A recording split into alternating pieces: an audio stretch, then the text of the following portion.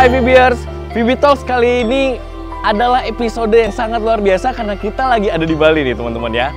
Sekarang kita ada di Hotel Fairfield by Marriott ya. Nanti kita akan tetap ngobrol ya bersama dengan orang yang spesial nih tentunya ya. Kita akan ngobrol bersama CEO Vibi Cloud ya. Mengenai apa? Mengenai perkembangan cloud computing untuk industri perhotelan ya. Dan kita juga kemarin kebetulan habis mengadakan event ya bersama dengan Asosiasi IT Bali dan AWS. Ikuti gimana keseruannya. Ayo.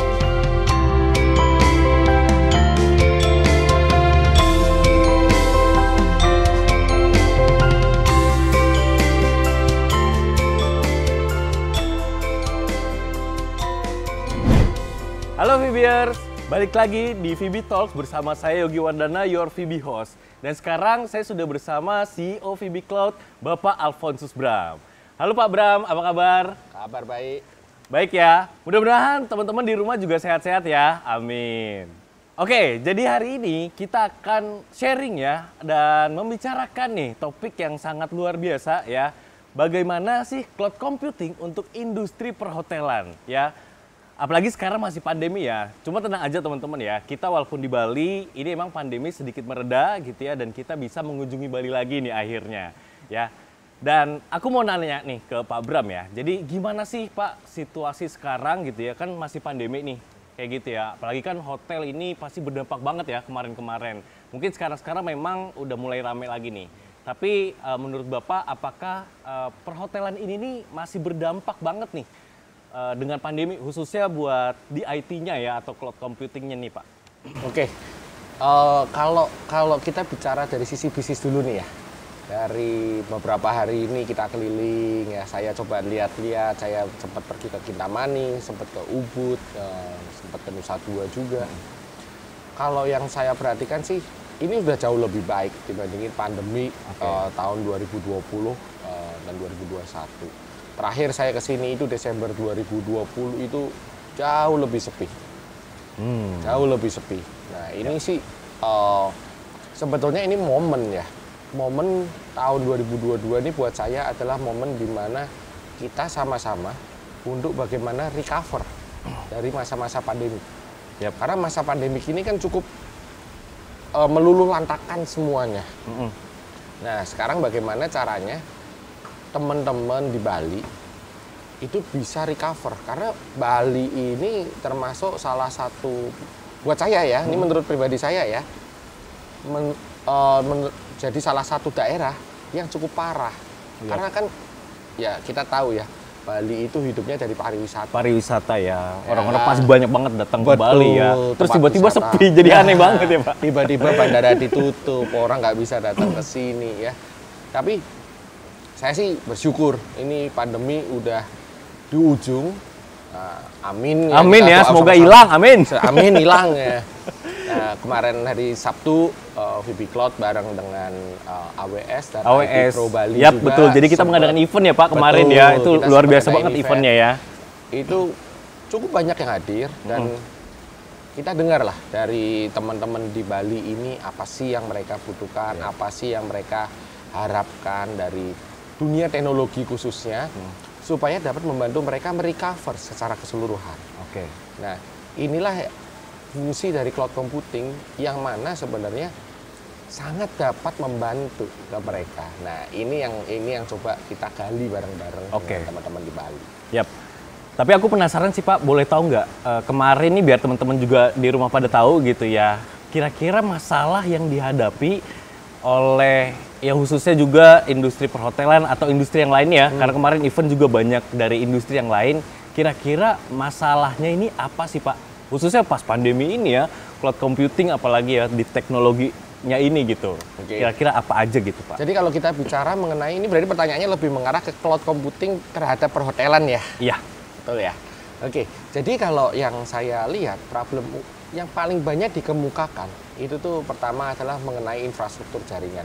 Infrastruktur jaringan. Ya, yang mana infrastruktur jaringan di Bali masih cukup masih cukup terbatas. Walaupun sudah tidak terbatas seperti zaman dulu ya.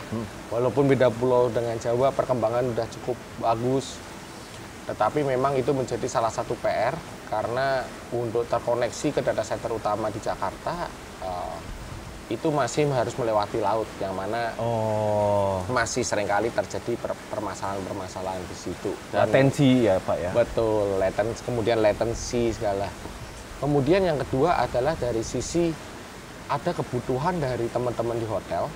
Kalau sampai server itu ada di cloud, yang menjadi ketakutan dari teman-teman di hotel adalah nanti gimana tamu check-in check-out. Iya betul. Betul ya. Nah, yang ketiga adalah dari sisi edukasi, dari sisi manajemen ya, kalau saya lihat. Masih banyak sekali yang takut, kalau saya taruh data di cloud, aman nggak sih? Data saya hilang nggak sih? Data saya bisa diambil orang nggak sih? Betul. Nah, itu sih yang saya lihat cerita paling banyak di hari Sabtu kemarin, dan dalam 1 minggu terakhir saya keliling, saya coba ngobrol dengan beberapa rekan IT di sini. Itu masalah-masalah paling banyak sih. Ya betul ya. Tadi ada jaringan ya, terus juga apa tadi Pak? Jaringan. Kemudian yang kedua adalah dari sisi adanya kebutuhan yang memang harus ada di in-house di hotel. Yap. Oke.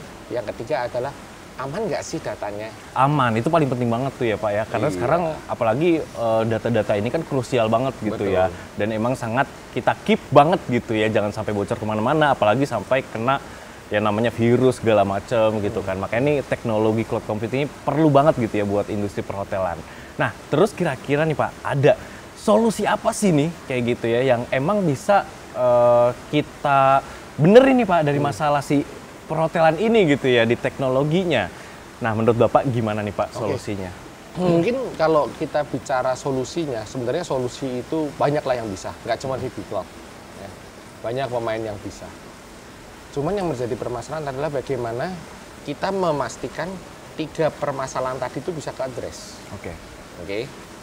Mungkin saya akan jawab yang nomor 3 dulu nih, mengenai edukasi ke manajemen. Nah, ini mungkin kalau ada rekan-rekan dari manajemen ya, atau mungkin pemilik usaha di Bali, saya mau katakan gini, cloud computing itu zaman dulu seperti orang tua kita atau kakek nenek kita itu berbicara mengenai menyimpan uang di bawah bantal atau di bank. Iya betul. Benar ya. Logikanya gini. Ketika kita bicara kita menaruh uang di bank, uangnya itu nggak kita pegang kok. Yang kita pegang hanya buku isinya catatan. Iya. Ya, alias buku rekening. Tapi apakah terus uang kita dengan seenaknya bisa diambil oleh bank tersebut? Kemudian suatu saat kita mau tarik uang nggak bisa. Nah, itulah yang paradigma seperti itu yang harus kita pikirkan. Mungkin kalau teman-teman semua di sini atau Mas Yogi, saya tanya nih sekarang, Mas Yogi lebih berani nyimpen uang di bawah bantal atau di bank? Sekarang sih di bank sih Pak. Nah, takut diambil istri ya? Bener juga ya. Ya. Jadi sama, generasi kita itu sudah terbiasa namanya nyimpan uang di bank. Bahkan saat ini bukan hanya sebagai lembaga finansial aja kita berani taruh uang. Bahkan yang lagi hype terakhir, yang ilegal aja kita berani taruh uang. Oke.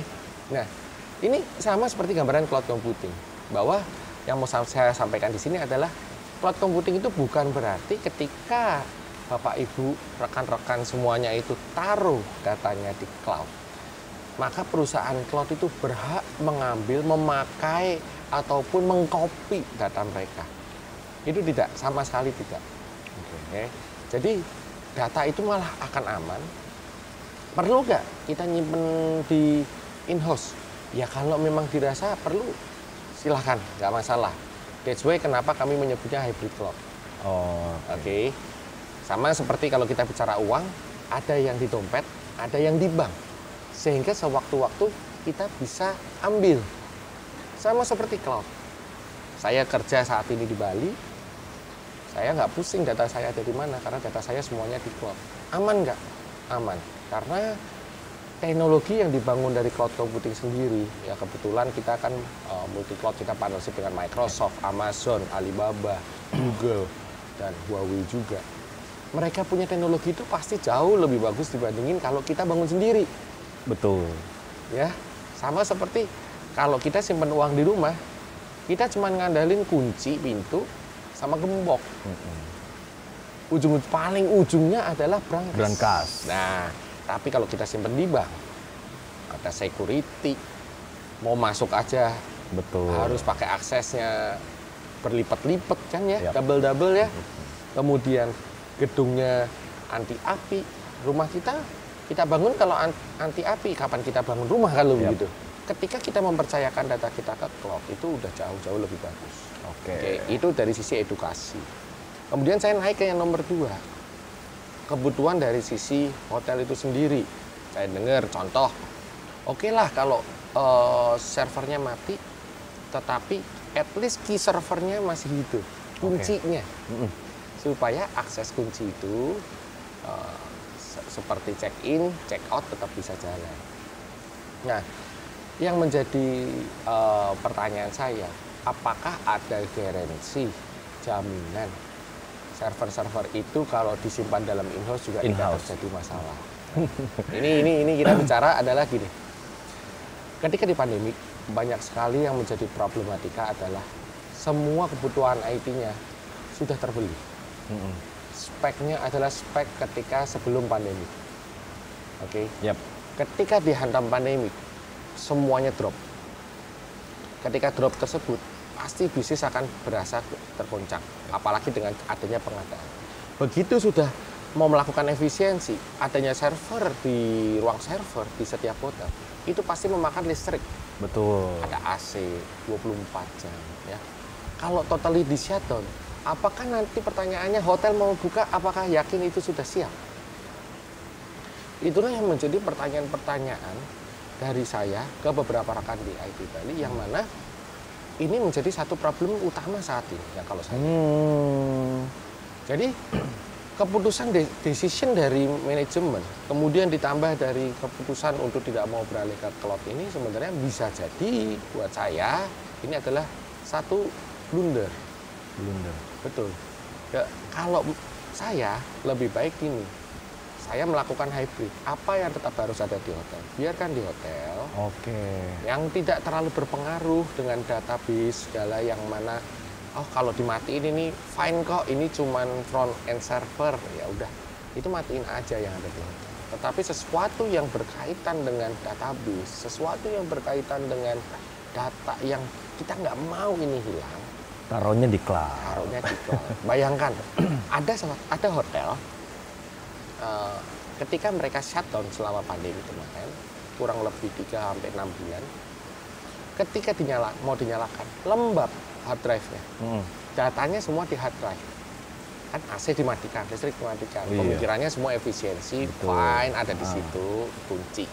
Ternyata begitu dibuka, ada lembab, muncul jamur, segala macam. Akhirnya datanya gone.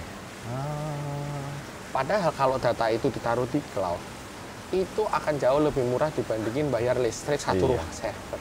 Karena cloud nggak bisa jamuran ya Pak? Kalau cloud jamuran itu nanti saya yang kasih obat kutu atau mungkin obat jamur. Ya, jadi apa ya? Masih harus mulai open lah. Kalau nomor 2 ini harus mulai open. Sebenarnya kalau kita bicara teman-teman IT di sini melek teknologinya udah sangat bagus. Iyalah, pasti. Sangat bagus. Saya sih sangat appreciate gitu. Cuman memang butuh waktu. Adaptasi aja ya Pak. Adaptasi. Untuk mau mencoba lah seperti apa. Jadi emang penting banget ya masalah combine lah ini ya. Jadi bukan jelek ya Pak, in-house tuh bukan jelek sebenarnya, tapi emang kita juga perlu memperhatikan gitu ya data gitu ya yang sangat penting, apalagi data-data yang krusial gitu kan. Jadi emang combine antara in-house dan cloud ini tuh penting banget gitu ya Pak ya. Betul. Nah cuma masalahnya yang satu nih Pak. Yang satu ya, Jaringannya Ya. Pak. Karena kan kalau cloud nih ya harus on terus nih Pak. Nah ini gimana nih Pak? Gini, ketika kita bicara jaringan, yang paling utama adalah bagaimana kita bangun sebuah redundansi sih. Kebetulan saya pemain jaringan 10 tahun yang lalu. Ya. Saya sempat bantu beberapa hotel juga build the access point di beberapa hotel di sini juga. Yang saya tekankan adalah gini, tidak ada mau di Jawa, mau di Bali, tidak ada satu jaringan pun yang berani menggaranti 100% akan nyala. Boleh ditanyakan ke semua provider. Ya. Kalau ada yang berani garansi 100%, buat saya itu dipertanyakan. Dipertanyakan. Nah. Karena rata-rata 99,5, 99,9 tetap ada. Nah, sekarang bagaimana kita men-sizingnya? Men-sizingnya dari primary ke backup, ya kan? Supaya ini bisa saling menjaga. Ya. Ketika primary down bisa pakai backup, ya backup down pakai primary. Gak usah jauh-jauh di Bali deh. Saya di kantor aja, ya kantor kita nih, Yok. Itu semua redundancy. Semua redundancy. Jadi kalau tidak ada redundancy ya pasti tidak ada guarantee. Ya.